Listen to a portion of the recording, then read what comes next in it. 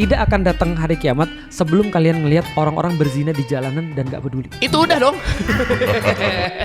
Mereka tuh mengandalkan mata sebagai bukti.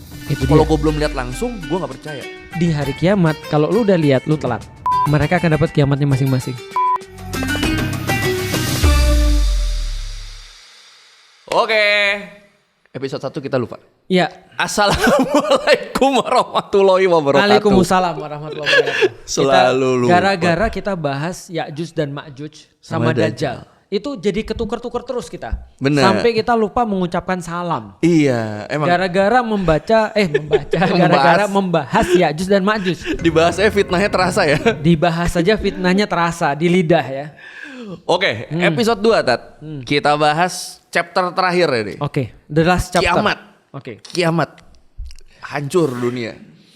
Aku sering berpikir dulu kenapa sih kita harus membahas tentang hari kiamat. Iya.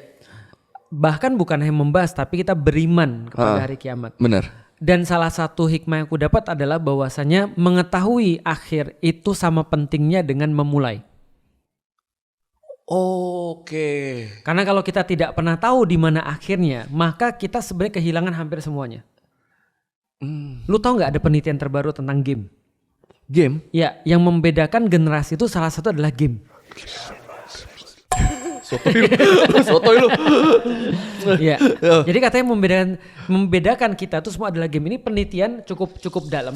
Dan dia membedakan kenapa anak-anak Gen Z cenderung punya sifat-sifat, misalnya mereka kreatif, mereka nyari sesuatu yang bersifat efektif dan efisien, tapi mereka sangat-sangat tidak didesain untuk bisa gagal. Karena mereka terbiasa ngegame. Betul. Bukan, karena gamenya beda sama kita. Oh, modelnya yang beda. Modelnya. Karena game-game milenial itu disusun untuk punya akhir. Iya, kita selalu nyari story mode. Betul. Dan ada final boss. Benar. Tapi game-game sekarang lu lihat nggak ada final boss. Kebanyakan multiplayer yang udah main rame-rame aja. Iya. Angry Bird itu apa final bossnya? Gak ada kan? Ya gue angry-nya ya. Angry, kita yang angry ya nggak tamat-tamat nih. Betul. Artinya PUBG, sekarang PUBG ya udah. Mobile Legend. Mobile Legend. Nah, sehingga itu pertama mereka nggak tahu ujungnya apa. Yang kedua adalah mereka tidak didesain untuk bisa gagal. Kita itu didesain game-game zaman dulu tuh gila. Kadang-kadang kalau kita nggak pakai cheat codes itu nggak bisa selesai tuh game. Mana nggak bisa di save dulu zaman Nintendo kan nggak bisa di save. Bisa. Tapi kalau pas di save jauh. Itu checkpoint dong. Checkpoint. Iya, maksudnya Makanya, kalau game sekarang tuh kan auto save, Tat. Kita jalan selangkah ke save, jalan selangkah ke save. Betul. Nah, tapi kalau dulu kita sekali gagal, kita berpikir gimana cara agar bisa comeback. Iya. Dan semua hilang tuh. Dan akhirnya kita bisa comeback dan kita terbiasa gagal, dan gagalnya di depan publik. Karena kita main gamenya kan bareng. Iya. Zaman dulu ada main PS bareng nggak? Ada kan? Iyalah, pasti kan di satu komplek yang punya PS cuma 2 orang misalnya. Jadi kita ke rumah dia. Winning Eleven itu kalau kalah malunya itu di depan orang. Dicengin. Sampai nangis. Ribut gitu kan ya, iya. banting setik dan Banting, segala iya. macam. Sekarang mana ada orang? Artinya orang kan online kan. Kalau sesakit-sakit hati dia orang nggak tahu. Iya. Nah itu bedanya. Nah tapi kalau kita bahas kiamat adalah salah satu ibarat yang aku temukan adalah kita itu benar-benar baru bisa siap untuk memulai kalau kita benar-benar tahu ujungnya apa. Benar. Dan kiamat ini adalah ujung daripada semuanya. Ada kiamat besar, ada kiamat kecil. Nah yang kita maksud, yang kita bahas adalah kiamat yang besar. Itu sih kenapa Allah selalu ngingetin barang siapa beriman pada Allah dan hari akhir. Barang siapa beriman pada Allah dan hari akhir. Kenapa? Karena kalian pasti punya akhir. Walaupun kalian gak mati, kalian akhirnya kiamat. Iya, berarti hari akhir di sini kan bisa antara lu keburu mati atau Betul. lu belum mati tapi keburu ketemu kiamat. Betul. Iya. Dan itu sudah disampaikan oleh Rasulullah. Rasulullah ngasih tahu, kalian adalah umat yang terakhir. Jadi kata Rasul, itu sudah fix. Udah fix itu. Kalian adalah umat yang terakhir. Nggak ada lagi umat setelah kalian. Itu kata Rasulullah. Berarti kita adalah umat menjelang kiamat dan nggak ada umat selain itu lagi. Pertanyaannya, berapa lama kita sampai hari kiamat? Itu yang kita nggak tahu. Iya. Itu dia, Tat. Apalagi kan kita kan selalu, apalagi makin kesini, ini tanda-tanda kayak yang kita omongin di episode sebelumnya kan, tanda-tandanya yang disebut di Quran, di hadis-hadis udah kelihatan kan. Betul. Nah, artinya kalau kita bahas kiamat ini, pertama kita tahu bahwasanya Rasul mengatakan bahwasanya kita itu adalah umat yang terakhir, dan begitu kita bahas waktu kita nggak tahu, tapi Rasul nyepil antara pengutusanku dan hari kiamat itu seperti ini. Jaraknya? Iya, artinya nyambung. Artinya sequencing dia nggak ada jeda nih. Satu chapter. Artinya salah satu tanda kiamat adalah pengutusan Nabi Muhammad. Dimulai dari situ mungkin. Dari situ. Dan Rasulullah menggambarkan kiamat seolah-olah para sahabat yakin kiamat itu datang besok. Itu cara Rasul menggambarkan. Berarti emang udah dari dulu ditanamkannya gitu. Betul. Ya? Sehingga semua orang siap-siap. Maka contoh misalnya Rasul bilang, besok nanti kalau sudah datang kiamat, siapapun di antara kalian memegang bibit tanaman, bibit kurma, maka tanamlah bibit kurma itu. Walaupun orang tahu bibit kurma itu 15 tahun, 20 tahun baru berbuah. Tapi kalau kalian punya bibit, tanam. Kenapa? Karena yang penting adalah prosesnya, bukan hasilnya. Iya. Ketika lu sebenarnya Rasul bilang bahwasanya nanti ketika kiamat akan datang begini yang kita bahas. Itu semua menggambarkan seolah-olah para sahabat khawatir banget bahwasanya kiamat tuh deket banget. Makanya salah satu tanda kiamat adalah pengutusan Nabi Muhammad. Ini adalah salah satu tanda kiamat, dan banyak banget tanda-tanda kiamat yang lain. Salah satunya misalnya yang kita udah bahas, orang-orang yang nggak pakai sendal, orang-orang Badui berlomba-lomba untuk bangun gedung yang tinggi. Siapa sangka di tahun 1900-an siapa satupun orang yang betting kepada Saudi Arabia yang waktu itu baru merdeka, atau kepada Uni Emirat Arab, dan atau kepada misalnya siapapun lah sebelum minyak itu ditemukan. Nggak ada. Benar. 1800-an lah ya. Tapi begitu minyak ditemukan, tiba-tiba mereka langsung jadi kayak gitu. Ya dulu kan dianggapnya bangsa barbar aja udah kan. Benar. Dan bukan peradaban kan? Iya. Tiba-tiba semuanya berubah. Aku pikir ya, Islam kan dari tahun 600 ya. Lu bisa nggak sih kebayang ketika Rasul bilang nanti akan ada budak-budak melahirkan tuannya? Nggak kebayang dong. Gimana ceritanya? Atau misalnya kayak orang-orang kampung berlomba-lomba membangun gedung-gedung tinggi. Kita bilang seriously ini mungkin maksudnya yang lain kali ya. Apa Rasul punya metafor atau yang lain? Ternyata literally. Gedung AI dan segala macam kan kita nggak bisa jelasin ya. Atau misalnya kata Rasulullah, ini yang mendekati kiamat lagi. Rasul katakan tidak akan datang hari kiamat sebelum kalian ngelihat orang-orang berzina di jalanan dan nggak peduli. Itu udah dong. Dan itu kan nggak kebayang sama kita sebelum ini. By the way, aku masuk Islam tahun 2002 dan aku nggak kebayang ada orang Muslim openly ngomong bahwa dia makan babi. Itu nggak ada di masa itu. Di tahun 2002 aku nggak kepikir. Dulu kita takut ngomong gitu, kita takut. Kita maksiat, kita takut kan. Takut. Sekarang orang openly. Aku makan babi, kamu gak punya salah. Kalau kamu gak punya salah, boleh dong kamu merasa sok tahu. Memang aku berzina, setidaknya aku jujur daripada lu bohong. Bayangin. Kata Rasulullah, ada orang-orang berzina di tengah jalan. Artinya adalah dia openly ngomong bahwa dia zina. Terbuka. Dan dia gak ada masalah dengan itu, so what? Dan di luar itu, Tat, secara harfiah di jalan pun emang ada sekarang, Tat, gilanya. Iya. Banyak videonya lagi. Iya, orang kan di bagi dong. Dia gini. Saya cari sambil ngomong saya cari di galeri. Di galeri lagi bukan link, di save. Nah, artinya gini, yang aku lihat ternyata bukan masalah orang berzina yang aku lihat, tapi nggak malunya itu. Iya, benar. Dan lu tau nggak malu apalagi yang aku lihat, ternyata bukan orang zina. Menurut ada yang lebih parah daripada itu. Orang-orang maksiat udah pada nggak malu. Di lokal misalnya ya, ada orang bilang, masa nggak boleh nitip? Come on, nggak boleh nitip jabatan. Oh, wow. Iya benar. Iya kan? Iya.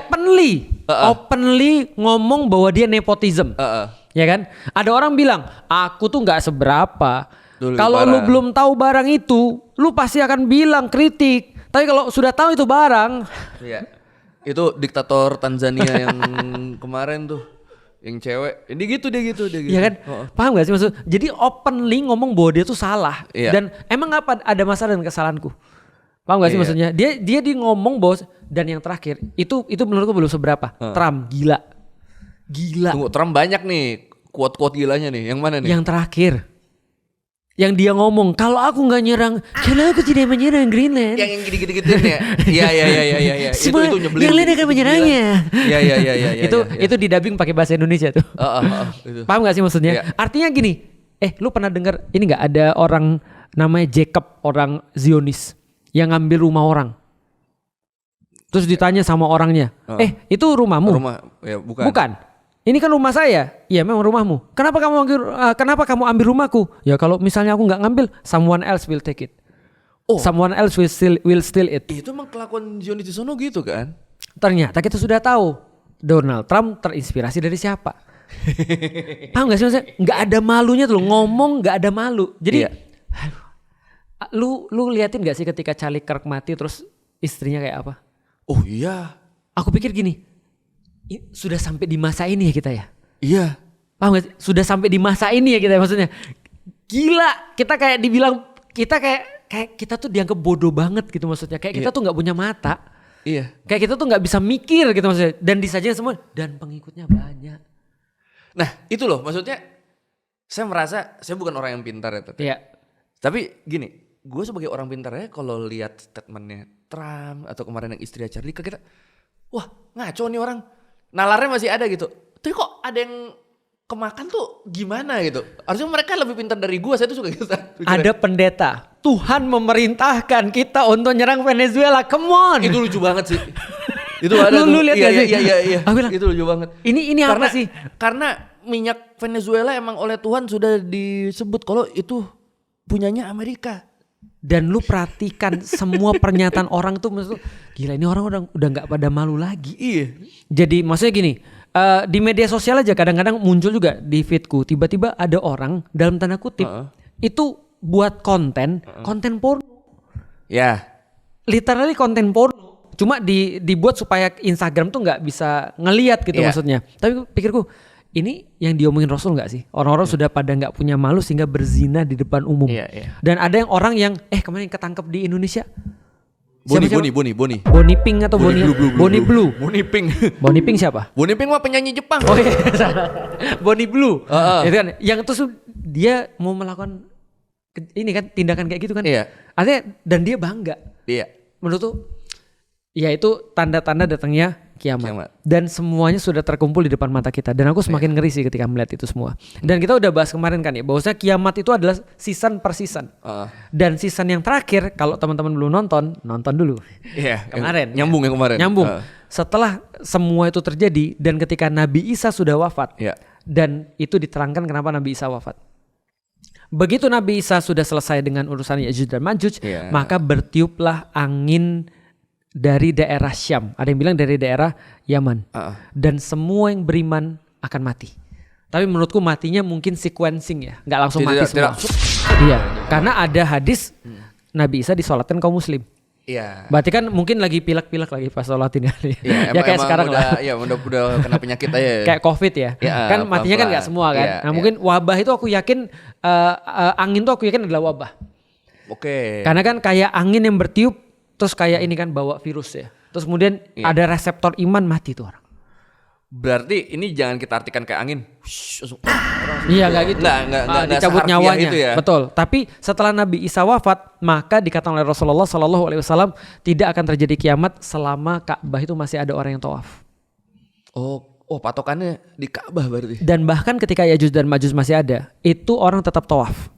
Mereka tidak takut ya? Mereka tetap tidak takut dan tetap terjadi tawaf. Karena kan ingat Ya'juj dan Ma'juj tidak bisa masuk ke Ka'bah, masuk ke Makkah. Dan juga Dajjal juga tidak bisa masuk ke Makkah. Artinya itu tetap terjadi tawaf. Tapi satu-satunya keadaan ketika tawaf tidak terjadi adalah kemarin COVID. Itu kan ya untungnya belum. Itu kan ya kan. Sempat takut berarti Ustaz ya pas lihat itu. Wah, enggak ada tawaf nih. Tapi kan Nabi Isa belum ada. Iya untungnya kan susunannya ada yang ke-skip kan. Ada Dajjalnya dulu, ada Ya'juj Ma'jujnya dulu, ada Isa dulu. Ada Mahdi sebelumnya, baru terus kemudian orang nggak tawaf. Iya baru. Nah ini ketika benar-benar orang sudah diambil semua, orang nggak ada yang tawaf, Makkah terus kemudian nggak ada orang-orang dalam tanda kutip beriman, baru muncul tanda-tanda kiamat besar. Apa itu? Yang diawali dengan munculnya binatang melata dari dalam tanah yang bisa ngomong. Itu tuh bayangan saya kalau denger yang itu tuh kayak lu tau teori-teori yang Hollow Earth yang Iya. bangsa kadal itu. Iya itu apa Bayangan gue yang King model Kong gitu. vs Godzilla. Mungkin yang keluar Godzilla kali ya. Godzilla yang keluar. Makanya. Baru keluar binatang melata dari dalam Binatang melata. bumi. Nah, binatang melata kita kan nggak tahu apa ya. Iya. Bisa jadi ular, Iya. kadal. Bener. Kata orang kayak kadal ya. Tapi yang jelas dia bisa ngomong dan waktu itu dia akan ngomong, "Ini hari yang kalian ragu ini." Dan dia ngomong mudah-mudahan bukan sama kita ya.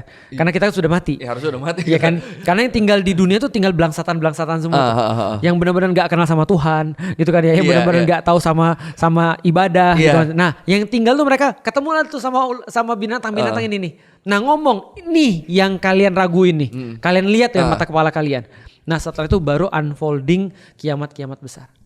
Berarti kalau sampai misalnya nih lagi ada wabah di dunia, orang pada mati, keluar binatang itu terus kita ngeliat binatang itu, bisa dipastikan kita bukan orang beriman. Iya kan? Dan orang yang gak beriman nonton podcast ini. Terus dia bilang, kenapa gua gak nonton sebelumnya nih? Iya. Terus pas itu si kadal itu ngomong, dia ngeliat itu Siko itu masih hidup tuh. Sama aja dia. Aduh, amit. Aduh. Ya, jadi artinya yang tinggal adalah orang-orang yang gak beriman. Maka bumi ini memang sudah dipersiapkan untuk menghadapi kehancuran yang sehancur-hancurnya. Nah, di titik itulah aku gak bisa bayangin. Aku punya banyak mimpi buruk sih. Dan lu punya mimpi buruk tentang kayak gitu-gitu gak? gak? Sejujurnya ya, gue tuh dalam setahun tuh pasti minimal ada sekali mimpi kiamat loh. Iya, makanya lu mau tahu kapan mimpi kiamat tuh muncul biasanya? Kalau lagi ngerasa ini, anjir dosa banget gue nih. Saya kalau gitu. Kalau gue biasanya kalau gue tidur di saat-saat yang tidak diperbolehkan. Kan sering kali muncul mimpi-mimpi aneh ya. Iya. Misal maghrib ketiduran. Iya. Asar ketiduran. Pagi-pagi. Ya, biasa banyak mimpi buruk tuh. Nah, tapi artinya kalau aku juga sama. Mimpi-mimpi kayak gitu kan kita sering banget ya. Pas kita bangun keringetan gitu kan ya. Aku pernah mimpi kayak bener-bener apa ya? Gempa. Terus gak ada tempat lari, tau gak sih kayak apa? Semuanya runtuh terus gak ada tempat lari. Itu kayak bener-bener apa ya? Kayak apes banget sih. Iya. Paham gak sih maksudnya? Jadi kalau masih ada tempat lari itu masih enak. Ini gak ada tempat lari. Iya. Jadi itu yang dikatakan oleh Al-Quran. Ketika matahari sudah terbit dari sebelah timur, maka di saat itulah barat. Timur matahari sudah terbit di sebelah barat, maka saat itulah pintu untuk iman ditutup. Bertobat udah nggak bisa. Bertobat udah nggak bisa. Karena orang udah nggak bisa bertobat, orang nggak bisa beriman lagi, orang nggak bisa beramal lagi. Kenapa? Paling bisa curhat bentar sama kadal. Iya betul. Nyesel bentar juga udah. Makanya. Kenapa udah nggak bisa tuh? Karena sudah jelas banget. Kan di dalam Al-Quran gini. Karena udah terlalu obvious. Jadi kalau lu tahu tobat, ini mah gara-gara lu takut udah. Bener. Harusnya dari kemarin-kemarin dong. Benar. Kata Allah, kita dikaruniai dua hal yang sama sekali berbeda. Ada kuping, ada mata. Kuping itu untuk dengar peringatan, mata untuk melihat penyesalan. Dalam banget tuh. Lah kan latarawunnal jahim. Iya. Setelah mereka ngelihat neraka, baru terus kemudian mereka nyesal. Setelah mereka ngelihat neraka, mereka lihat azab, mereka bilang di dalam surat yang lain, lebih baik aku jadi tanah aja. Ya laitani kuntu turoba. Ya kan? Dalam surat An-Naba. Artinya telinga itu untuk mendengarkan peringatan, mata itu untuk melihat penyesalan. Jadi kalau Anda terlalu banyak bergantung pada mata, nyesal Anda. Kan orang bilang kan penyesalan datang terlambat. Karena kalau di depan pendaftaran. Aduh ini joknya Bapak-bapak banget. Emang beda umur 42 ya. Iya. Nah, artinya kalau kita bisa lihat adalah orang-orang yang beriman itu biasanya mereka dengar peringatan. Dan Al-Quran itu untuk pendengaran, bukan untuk mata. Makanya mujizat-mujizat nabi-nabi yang lalu itu pakainya mata. Sedangkan Al-Quran pakainya kuping. Karena kuping untuk dipikir, mata untuk nyesel. Banyak kisah-kisah orang bijak yang matanya buta itu. Betul. Bijak terus kupingnya jadi Daredevil nih malah nih. Bener. Cuma selain Daredevil juga ada yang kupingnya jadi lebih tajam. Ada si buta dari gua hantu. Itu juga sih. Tapi kan jadi wise kan dia kan. Jadi wise. Bener. Karena mata itu banyak menipu. Banyak sekarang ada apa namanya main apa ya? Main apa gitu? Ini tipuan otak. Oh. Tapi lewat mata kan? Iya. Nah karena mata ini yang paling banyak menipu. Maka sulap tuh kan dilihat tuh. Kalau didengar kan bukan sulap. Tapi padahal di saat bersamaan oleh banyak orang mereka tuh mengandalkan mata sebagai bukti. Kalau gue belum lihat langsung, gue nggak percaya. Di hari kiamat, kalau lu udah lihat, lu telat. Iya, padahal message-nya justru kalau lu ngandelin mata, lu akan menyesal. Itu dalam banget loh. Kelihatan binatang melata nih. Iya, telat. Kelihatan ya telat. Iya kan? Matahari dari sebelah barat nih, ya telat. Paling lewat kuping cuma tiupan sangkakala aja. Nah, itu nanti untuk mati dan untuk berbangkit kan. Iya. Nah, itu semua terjadi. Jadi laut mendidih, semua yang sudah digambarkan sebagai apokaliptik lah ya. Itu apokalipsnya itu tuh bener-bener digambarkan harfiah gak? Kayak tanah belah juga gitu. Itu bener-bener digambarkan gak sih? Coba lu bayangin. Lu tau gak sih orang-orang astronom pernah memprediksi bahwasanya segala sesuatu yang ada di dunia ini pasti akan mengalami kehancuran. Satu atau dengan lain hal. Contoh supernova. Namanya matahari itu kan bintang. Terjadi reaksi fisi kan. Namanya reaksi fisi kan pasti akan berakhir. Dan kita udah tahu apa yang terjadi ketika reaksi fisi berakhir. Maka dia akan jadi gravitasinya sangat kuat sekali, mengerut makan dirinya sendiri. Itu kan ya. Dan ketika begitu terus kemudian dia mengerut makan diri sendiri, maka matahari tidak lagi jadi penarik tata surya.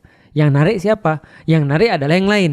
Kalau bumi ini travel sekitar berapa ratus ribu kilometer per jam ya. Coba bayangin kalau dia misalnya nggak terkontrol terus kemudian lepas. Itu bisa jadi kayak apa ya? Kayak lu naik mobil tiba-tiba belok ke arah sebelah. Iya, tetes gitu. Nah, yang di dalam kan nguntal semua tuh. Habis semua. Artinya adalah apa? Nguntal bahasa Palembang. Hancur semua tuh. Iya. Terlempar semua. Nah, artinya adalah apa? Artinya ketika dikatakan bahwa bumi itu mendidih, sangat mungkin karena ketika sudah nggak ada lagi atmosfer, lalu kemudian matahari atau bintang yang lain terus kemudian ngebakar bumi, itu jadi mendidih. Lalu kemudian dikatakan bahwa bumi terbelah, idza zulzilatil ardu zilzalaha, mengeluarkan isinya dan segala macam, itu benar-benar kejadian seperti itu. Jadi itu bukan metafor, itu adalah sesuatu yang bersifat literal. Dan pada hari itu baru mereka ngelihat terbelalak, menganga lalu bilang ini benar. Itu terjadi tuh. Tapi sebenarnya gini. Ada satu lagi mimpi selain mimpi kiamat yang menakutkan aku. Mimpi masuk neraka Tat? Bukan. Lu pernah mimpi masuk neraka? Apa? Kan lu belum tahu neraka kayak gimana. Ingat gak mimpi saya yang masuk surga? Oh iya benar. Luar biasa lu. Gue pernah mimpi masuk surga, gue pernah cerita ke Ustaz Felix. Iya benar luar biasa lu. Walaupun malaikatnya dokter Tirta ya. Lu belum tahu cerita itu ya? Ada gue ceritain. Jadi dia ketemu malaikat penjaga surganya dokter Tirta. Iya, jadi malaikatnya ngitung pahala. Terus pokoknya pas udah dihitung, gue lebih dikit gue masuk surga. Kamu masuk surga? Oh iya. Tapi malaikatnya ngomong bentuknya dokter Tirta, gue nggak tahu. Nggak ada cowok-cowoknya ya? Ada. Wah ada. Surga ini cowok. Gitu dia gitu-gituan. Terus ya makanya gue terus nanya, dokter ternyata malaikat. Iya selama ini saya menyamar kok. Pas gue bangun, pada bagus mimpi masuk surga. Kenapa absurd sih ininya prosesnya. Nah mimpi kedua yang buat aku ngeri adalah mimpi mati. Akunya yang mati. Bukan hari kiamat. Nah itu bikin aku juga stres sih. Di titik itu aku memaafkan kakakku untuk pertama kalinya tuh. Dan sering aku juga mimpi mau mati. Nah di titik itu aku kebayang sih. Aku kebayang banget kalau misalnya ya kita sudah dalam satu keadaan di mana kita tuh mau mati. Itu rasanya ya, kepanikannya aku pikir sama seperti kiamat. Karena apa bedanya? Iya. Orang sama-sama kita mati. Sama-sama mati, sama-sama udah gak bisa tobat. Betul. Artinya itu efeknya sama kan.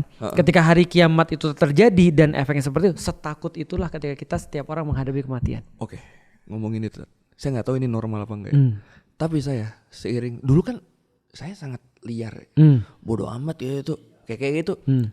Sholat Jumat ada pernah gitu. Nah, tapi entah makin kesini saya tuh suka mikir gini, anjir, ini gue kalau mati sekarang masuk neraka pasti nih. Betul. Apakah itu normal Tat? Mungkin tuh. Ada satu filsuf, aku lupa siapa namanya. Dia ahli matematik. Nanti coba dicari kayak mungkin ketemu. Dia ahli matematik dan dia membuat skenario. Skenario tentang orang percaya atau tidak percaya. Iya. Dia bilang begini. Kalau kamu baik dan ternyata tidak ada surga, maka kamu tidak rugi. Karena seenggaknya tidak ke neraka. Betul. Kalau kamu baik dan ada surga dan neraka, maka kamu beruntung banget. Kalau kamu jahat dan tidak ada neraka dan surga, maka kamu tidak untung banget. Karena tetap pada akhirnya. Betul. Kita Paham bukan kan? orang yang baik. Betul. Tapi kalau kamu jahat dan ada surga neraka, kamu rugi banget. Rugi banget. Jadi setelah ngelihat kemungkinan simulasi ini, maka kalau kamu nggak milih baik, itu kamu bodoh. Artinya, ketika lu tanya tadi, ketika lu ngeliat semua ini, lu sadar ini adalah sesuatu yang nggak baik nih, dan lu pikir kalau gua mati, gua pasti masuk neraka. Sebenarnya lu lagi simulasi nih. Iya benar. Kalau gua lagi begini nih dan nggak ada surga neraka, gua juga nggak untung. Iya. Tapi kalau ada, gua rugi banget. Iya. Artinya itu adalah sesuatu yang menurutku akal sehat sih. Sebenarnya itu sama kayak logika yang temen saya yang itu, yang kenapa dia pilih Islam. Ingat gak? Betul. Ya karena Islam agama yang hukumannya paling berat. Betul. Dia pikir gitu kan. Jadi gue udah nyiapin untuk sesuatu yang paling berat. Paling berat. Kalau nggak kejadian seberat itu, ya udah. Iya dia gitu. Berarti dia tidak rugi kan? Iya. Artinya ini menurutku simulasi cukup bagus bagi orang-orang yang berpikir. Setidaknya di antara 4 kemungkinan ini, masa sih lu mau pilih yang 2 di bawah? Iya. Yang mendingan yang 2 di atas lah. Itu sama-sama ada baiknya kan? Gitu kan ya? Tapi emang biasanya kalau lagi mikir gitu tuh, terus saya ngeliat misalnya di IG ada orang-orang yang seumuran atau lebih tua gitu. Kok dia masih gitu sih umur segitu? Apa dia gak mikir kayak gue ya? Kok gak takut? Saya juga gitu sekarang Tat. Makin tua makin banyak ketakutan. Itulah kenapa di dalam Al-Quran ada 2 musuh manusia. 1 arrogance, 2 ignorance. Ignorance tuh gak ada obat bro. Iya. Orang bilang, jadi orang bilang gini. Orang jenius itu ada batasnya. Tapi orang bodoh Kebodohan tidak mengenal batas. gak mengenal batas. Dan tidak ada obat. Gak ada obat untuk orang ignorance. Masalahnya itu. Kalau orang arrogance itu mungkin masih ada. Arogan tuh bisa diobati dengan kehantem Sesuatu. hidup, kehantem fakta apa Bener. gitu. Anjir ternyata gue selama ini. Kalau orang ignorance mau diantem apa? Iya, Orang dia mereka nggak aja peduli. nggak sadar. Betul. Mending nggak peduli. Mungkin mereka nggak sadar. Betul. Nah, ignorance itu adalah orang-orang yang abai. Nah, jadi kalau ada orang ya sudah tua, terus kenapa masih maksiat? Aku juga kadang-kadang mikir gitu sih. Karena kan aku mikir gini ya udahlah kalau misalnya surga neraka pun gak ada, tapi kan lu punya anak. Iya. Kalaupun lu nggak punya anak, tapi kan lu ada yang ngeliatin gitu maksudnya. Kenapa lu nggak mau ninggalin sesuatu yang baik sih? Iya. Andai kan aku, Cak Nun pernah ngomong gini, andai kan agama tuh nggak ada, apa kamu mau tiap hari bunuh orang? Iya. Paham gak sih maksudnya? Iya. Kan enggak kan? Enggak. Tapi walaupun agama enggak ada, kita tuh seneng ketika ngeliat orang seneng. Itu manusiawi. Iya benar. Emang Makanya kan kalau di escape kaosnya kan kita tulis menjadi manusia sebelum beragama. Karena ketika kamu jadi manusia aja, kamu sudah jadi tahu bahwasanya kamu tuh tidak perlu jadi orang jahat. Cukup jadi manusia untuk membedakan baik dan buruk. Bener, tapi untuk benar dan salah baru pakai agama, Iya. kan gitu kan ya. Nah, makanya ketika kita membahas misalnya contoh kayak kata-kata Cak Nun tadi, apa kalau misalnya nggak ada agama, kamu tiap hari mau berzina sama orang, ataukah kamu mau misalnya bunuh orang tiap hari? Nggak juga kan? Artinya ketika kita misalnya nggak ada agama, kita pasti akan memilih sesuatu yang bagi kita happy gitu maksudnya. Dan ini loh, kan di dunia juga udah terbukti kan, justru negara-negara yang kita bisa bilang tanpa agama lah yang nggak beragama, yang malah lebih manusia dibanding negara-negara yang sangat beragama sekarang. Bener kan? Setidaknya di agama-agama yang lain atau misalnya ya kita nggak tahu ya, atau di negara-negara yang lain tidak ada korupsi haji. Iya kan? Belum pernah aku perasaan dengar Jepang korupsi haji. Karena kuotanya dikit ya kali ya. Ya mungkin karena tapi kan dari gue gambar ya lama-lama. Dari indeks korupsi pun kan yang di atas tuh justru agama apa, negara-negara yang kalau sama orang-orang bilang itu negara kafir, negara tidak beragama. Singapura tidak ada ngomong agama. Iya. Tapi pertanyaannya kenapa mereka itu ternyata kenapa mereka berbuat baik? Mereka bilang kami berbuat baik karena kami pengen menurunkan kepada anak-anak kami situasi yang lebih baik daripada kami. Benar. Berarti mereka mikir ujung kan? Lah kita disuruh bukan mikirin ujung lagi. Ujungnya ujung. Benar. Kiamat. Harusnya kan kita lebih termotivasi nih. Artinya kalau andai kan negara-negara yang gak punya agama aja, yang gak pernah mengenal hari kiamat aja, mau untuk berbuat seperti itu. Kalau benar kita ngerti tentang kiamat, harusnya kita lebih bagus daripada itu. Berarti bisa disimpulkan saudara-saudara kita mungkin banyak yang belum ngerti. Menurutku enggak sih. Coba bayangin ya. Ada satu ayat termasuk favoritku ketika aku lagi dizolimi atau aku lagi sedih. Maliki yaumiddin. Maliki Yaumiddin artinya adalah satu-satunya penguasa hari kiamat. Iya. Artinya nggak ada selain dia yang berkuasa di hari kiamat dan nggak ada satupun yang bisa untuk influencing siapapun di hari kiamat. Berarti ketika aku dengar itu, oke, karena aku yakin dengan hari kiamat, aku tahu tidak ada satupun goes unpunished. Atau tidak ada satupun yang goes unpaid. Iya. Semua pasti dapat balasan, semua pasti dapat hukuman. Maka itu yang aku yakin. Maka itu yang membuat aku bisa dalam tanda kutip happy ketika menjalani sesuatu. Yang kita bahas di Escape Purpose. Pada akhirnya ketika kita mungkin merasa disakiti orang, terus kita ngeliat kok orang ini tetap happy, tetap apa. Ayat tadi kayak ngingetin kita kok. Benar. Dia gak mungkin lolos. Gak mungkin gitu. lolos. Pertanyaannya gimana dengan orang-orang yang misalnya mati tapi belum kiamat? Mereka akan dapat kiamatnya masing-masing. Jangan kira bahwasannya kiamat itu adalah siksaan yang paling berat. Enggak sih menurutku. Karena kiamat itu hanya pembuktian Allah yang pengen mengatakan salah satu bagian daripada kelemahan kalian gak akan selama-lamanya. Oke. Karena selama-lamanya hanya milik aku gak akan kasih pada siapapun. Maka semua yang kalian lihat akan berakhir. Allah kasih tahu peristiwa besarnya, kiamat. Tapi Allah ngingetin pada kita, sebegitu besar yang bisa aku lakukan. Kamu kira kamu sendiri gak bisa aku lakukan kayak begitu. Itu kiamat kecil kan. Maka ketika kita takut ketika ngelihat laut mendidih, gunung-gunung berterbangan, bumi terpecah belah, maka kita tahu nggak sih kita itu juga merasakan hal itu sebelum mati. Iya. Ketakutan yang sama gitu maksudnya.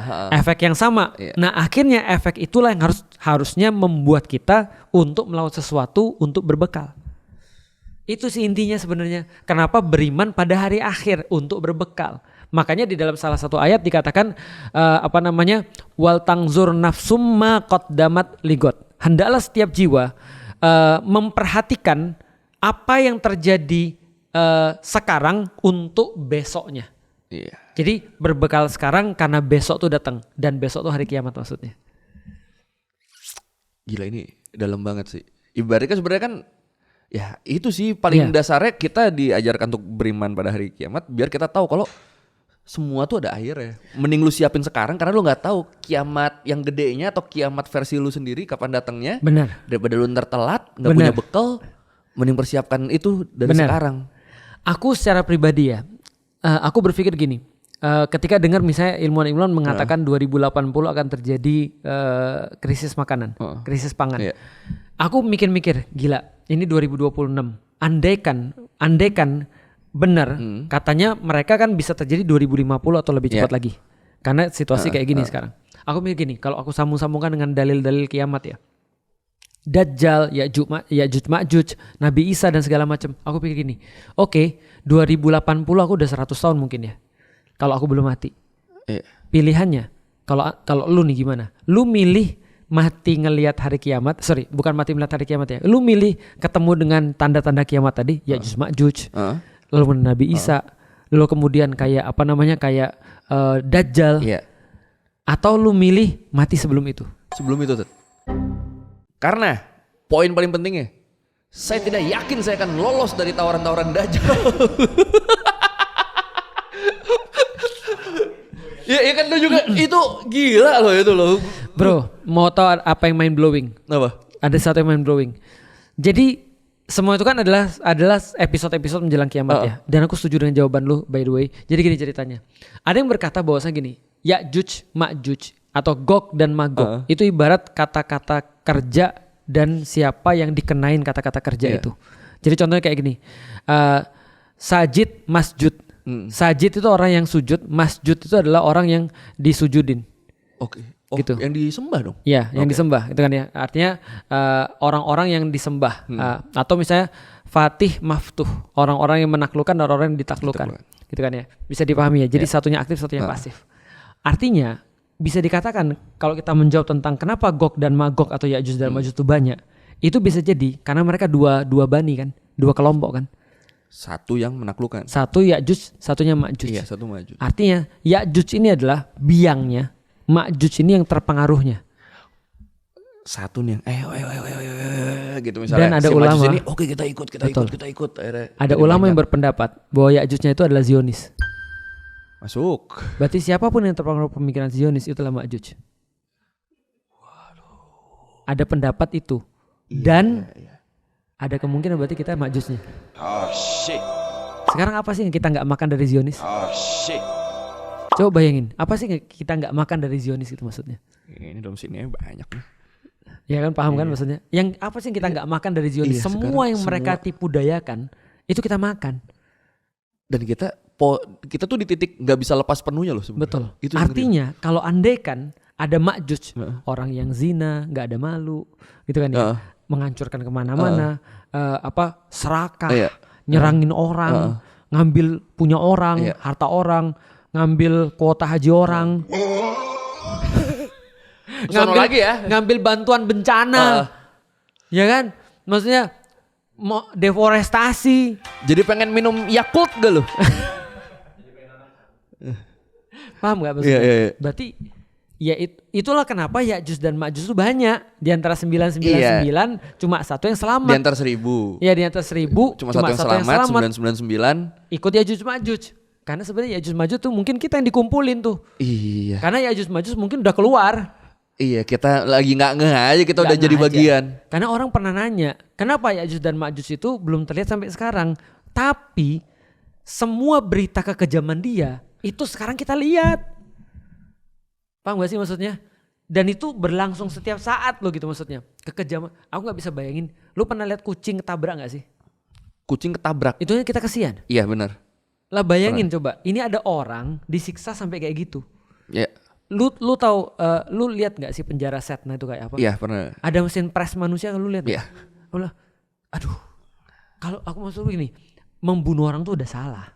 Tapi kalau lu mau bunuh orang ya udah bunuh aja kali. Cara yang cepat aja udah. Iya, ngapain sih? Ngapain pakai gitu segala. Lu paham gak sih maksudnya? Iya. Jadi kayak Romawi menyalip orang tuh supaya orang mati pelan-pelan tuh. Dan gue baca riset. Kenapa disalib? Karena disalib itu adalah mati perlahan-lahan yang paling sulit. Karena matinya itu bukan karena apapun, karena kehabisan napas. Jadi kayak orang tenggelam. Rasanya kayak tenggelam. Tapi lebih parah. Paham gak sih maksudnya? Nah itu mau diulangin sekarang, kelihatannya aja tuh kayak sakit tuh disalib tuh, padahal sakit banget tuh, kita aja gak ngerti. Nah coba bayangin ada orang sangat kreatif membuat siksaan sehingga orang mati pelan-pelan. Tapi lu tahu ada yang lebih parah daripada mati? Lebih parah daripada mati, rasanya sakitnya. Bukan sakit fisik kan? Iya. Sakit mental kan? Bukannya itu yang sekarang dipraktikin sama orang-orang Israel kepada tawan-tawan Palestina? Iya, lu baca laporan-laporannya nggak? Oh, mending di videoin kok mereka sekarang. Nah, ada laporan kemarin yang diakui diperkosa sama anjing. Iya. Aku bilang gila, cowok diperkosa anjing. Aku bilang mau bilang anjing, gitu kan ya. Mereka lebih parah daripada itu. Anak-anak dimasukin oven di depan ibu bapaknya. Iya. Aku pikir kalau lihat Ya'juj dan Ma'juj, kayaknya Ya'juj Ma'juj lihat mereka sungkem tuh. Kita nggak usah turun kayak itu udah ada. Nah berarti ada yang berpendapat Ya'juj ini adalah orang yang mempengaruhi, Ma'juj adalah orang yang dipengaruhi oleh mereka, dan siapapun yang berjalan di frame-nya mereka. Jadi gampangnya ya, persiapan kiamat nih, atau Ya'juj dan Ma'juj atau Dajjal atau siapapun, gampang. Lu selisihin Zionis, insya Allah lu termasuk orang baik tuh. Iya sih. Apalagi lu ngajak ribut. Itu gara-gara situ tapi suruh nyari Yusuke. Ternyata gini kan. Ternyata pas lu lagi ngedebat orang Zionis, dia bilang apa? Kemarin gua ketemu binatang bisa ngomong. dia cerita di Jepang gua disamperin binatang. Bisa dia ngomong. Versi cerita dia gitu. Binatang bisa ngomong marah-marah ya. Bagi dia lu tanda kiamat, bagi lu dia tanda kiamat. Iya. Tapi paham gak sih maksudku? Ya. Jadi artinya gue juga milih gitu sih. Gue juga milih bukan apa ya. Pertama bagiku ya. Aku melihat semua itu dan aku bisa mensimulasi. Ketika aku mau mati, aku yakin aku bakal takut itu. Bener. Karena kita tahu bahwa kita nggak bisa ngapa-ngapain lagi. Memikirkan itu aja udah stres. Apalagi mikirin sudahlah mati, ada Ya'juj Ma'juj, ada Dajjal. Iya. Jangan-jangan kita segrup. Tapi bagus itu. Maksudnya kan gini kan, kita nggak tahu tanda-tandanya seperti apa. Kita udah kena apa belum. Makanya filter pertamanya itu kalau kita lihat kezoliman dalam hal ini si Zionis, lawan itu insya Allah kita udah masuk golongan yang itu udah modal tuh, udah modal pertama. Bener itu Tat. Artinya ya kita harus melihat sih sebenarnya, apalagi sekarang ya. Sekarang kan lagi panas-panasnya. Semua sekarang lagi kayak menuju perang besar. Iya. Dan Rasul bilang salah satu tanda-tanda kiamat nanti akan terjadi peperangan kita sama orang Romawi. Dan kalau nggak salah tuh perangnya tuh ada yang disebut melibatkan senjata-senjata canggih. Betul. Gitu kan. Tapi akhirnya terus kemudian senjata canggihnya hilang semua. Iya, terus balik lagi. Betul. Jadi itu lagi. Betul. Nah, ada 8 bendera orang-orang Romawi, masing-masing bendera 10.000 orang. 10.000 orang. Wah. Berarti kita akan ngelawan multinational coalition. Iya. 8 atau 80 nanti dicek. Iya. Artinya itu yang terjadi. Tapi berita gembiranya adalah balik lagi. Ketika situasi jadi gini ya. Kiamat itu menjelang peperangan besar itu, menjelang kiamat itu semua situasi jadi nggak normal. Okay. Mereka jadi nggak normal, kita jadi nggak normal. Iya. Kayak lu pernah main basket main basket di time zone. Kan 30 detik terakhir tuh goyang-goyang tuh. Iya, nggak normal kan? Jadi gitu nggak normal. Nanti di tengah-tengah itu juga sama. Mereka jadi nggak normal, jadi kuat banget. Kita juga jadi nggak normal, kita juga kuat banget. Cuman aku nggak mau sih. Aku maunya sekarang-sekarang aja lah. Cuma aku takutnya adalah karena semakin aku lihat, kok semakin deket. Iya. Paham gak sih maksudnya? Jadi kayak gini, aku berpikir, aku PR-nya adalah bukan hanya nyiapin diriku sendiri, tapi nyiapin generasi ke depan Bawahnya untuk menghadapi itu agar mereka juga aware. Betul. Seperti kita. Bener. Tapi emang iya sih Tat, kalau dibilang ini ya, kalau dibilang kok jadi berasa dekat, kita tuh nggak usah jauh-jauh deh. Mungkin 3-5 tahun lalu kita nggak akan nyangka situasi dunia kayak gini loh. Aku jangankan 3-5 tahun yang lalu bro, serius deh. Aku sebulan yang lalu sudah dapat analisis yang sekarang. Kejadian Amerika berbuat apa? Aku pikir enggak lah kali ada nih. Enggak lah kali ya, enggak sampai gini kali ya. Masih gitu. Pas udah lihat, oh bener. Aku terus gini, aku lihat, how come gitu maksudnya? Kenapa bisa begini? Paham gak sih maksudku? Iya. Di satu titik aku stres banget sih. Di titik yang lain aku merasa gini. Aku tuh kayak diombang-ambingkan oleh banyak hal. Di satu sisi aku pesimis banget ngeliat orang-orang Indonesia, tapi di sisi lain aku optimis banget lihat orang-orang Indonesia karena janjinya Rasul bahwasanya Baitul Maqdis akan merdeka. Tapi di sisi lain ketika ngeliat lagi dunia ini, kayaknya belum deh. Di sisi lain kayaknya sudah mau terjadi. Iya. Jadi memang teman-teman, pokoknya ingat itu aja. Kenapa kita disuruh mengimani hari akhir? Biar kita ingat ada akhirnya, jadi kita menyiapkan perbekalan terus. Udah itu aja poinnya. Dan kita perlu kasih tahu juga, perhatikan daerah Syam. Perhatikan daerah Syam. Sama kalau ada kezoliman depan mata bener jangan lu bela pokoknya. Betul. Udah itu. Agar kita terhindar menjadi salah satu makjud. Ya benar. Dan di daerah Syam itu pusat seluruh indikasi. Syam. Jadi kalau ada BMKG, ada layarnya, itu Syam itu. Suriah, Yaman, Suriah, Jordania, Palestina, iya. Daerah Syam lah, termasuk Baitul Maqdis itu juga Syam. Artinya jangan sampai lepas kejadian-kejadian di sana. Dan mudah-mudahan semua yang kita lihat ini, apalagi kalau sudah kita lihat Sungai Eufrat sudah muncul emas, mari kita bersama-sama ambil. Oh jangan, jangan dong, jangan rebut. Karena kata Rasulullah ada 1.000 orang yang pergi, maka yang selamat cuma 1. Aduh. Dan 999 berharap dialah yang selamat. Padahal 999 itu mati semua.